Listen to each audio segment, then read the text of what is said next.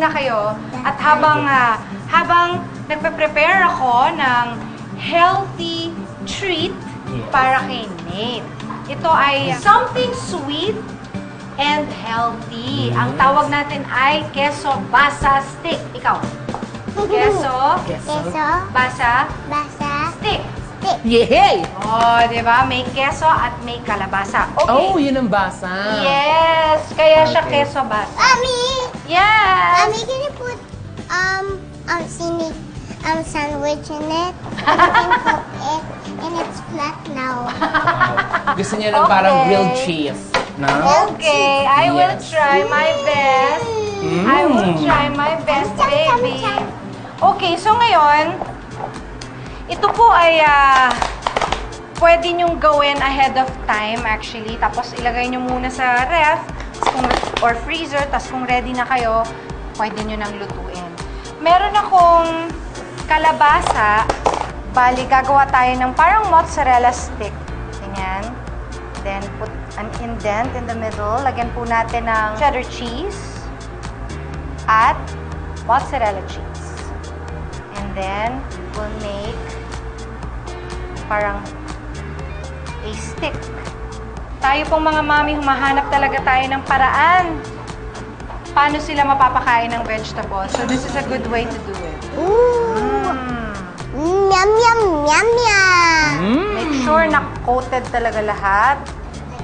And since luto naman ang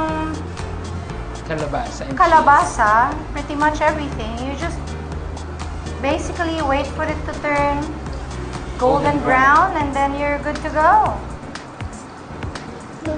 English. This is a healthy way of English yun. English yun! Healthy way of giving your kids something parang treat pero kalabasa, very healthy. Okay. And then that's it. Yan na yan. What do you know what's kalabasa? Yeah! Oh, you like kalabasa? Okay. I like french fries to say. You like french fries, sweetheart? Cook it hot, first flat. Yes, The baby. french fries, okay? This one has cheese. Oh, that's cheese. Crunchy, crunchy. Crunchy, crunchy ito with cheese. You like this one? I'll put it in the Bang, plate. dali lang. Masustansya pa. Mommy, So, yum yum. yum, yum, yum. Get the plate. Can you get the plate, please? So, that's our queso basa. Because And now, I will also prepare yung kanyang salsa. Lalagay nyo lang po lahat. Mangoes. Of course. The red onion. Yan.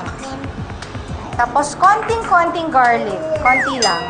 Kasi ang garlic pag hilaw medyo matapang. So, better na konti lang siya. Okay? Okay muna natin dyan. And then, let's put a pinch of salt pepper. and pepper. I like pepper. You like pepper? You do? Mommy, I can help you. You can. Of course you can, sweetheart. Some more. And then, we put a little bit of lemon. And then, that's it. Yes. And there it is. Oh, there. Yay! Give him a clap. Yay! And then I have one for my boo-boo bear. Yay! You wanna try it? Crunchy, crunchy. You crunchy, crunchy. With cheese. With cheese, crunchy, crunchy. Crunchy, crunchy. Me first, me first. Mmm, sarap, diba? You wanna try it? Oh, you pick that up. Come on, let's shoot it. Come on, here you go. French fries naman. Ang hirap talaga pag nanay ka at tapos yung mga anak mo ayaw kumain ang niluluto mo. But we just have to keep trying. Kaya ako ang ginagawa ko para lang tumas the vegetable that he needs to eat. I mash it. I turn it into something or put it in his rice na para pag subo niya, hindi na niya alam na meron palang vegetable doon. We have to be creative, nakakatawa, pero ganun po talaga. Minsan paghihirapan mong gawin, tapos hindi nila kakainin. So, wag po kayong mawawala ng pag-asa, mga mommies, dahil we just have to keep trying. Kasi eventually, matututo din silang kumain ng mga hinahanda nating pagkain. Uy! Panalo siya.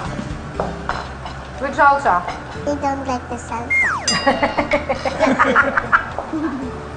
Inday, mag-prepare na kayo ni Nate kasi kikitain na natin yung nakaka-inspire na bata na ipag-shopping spree natin. Okay? Okay? Ready? Ready ka na? Yeah? Let's go na. Oh, let's go. You go.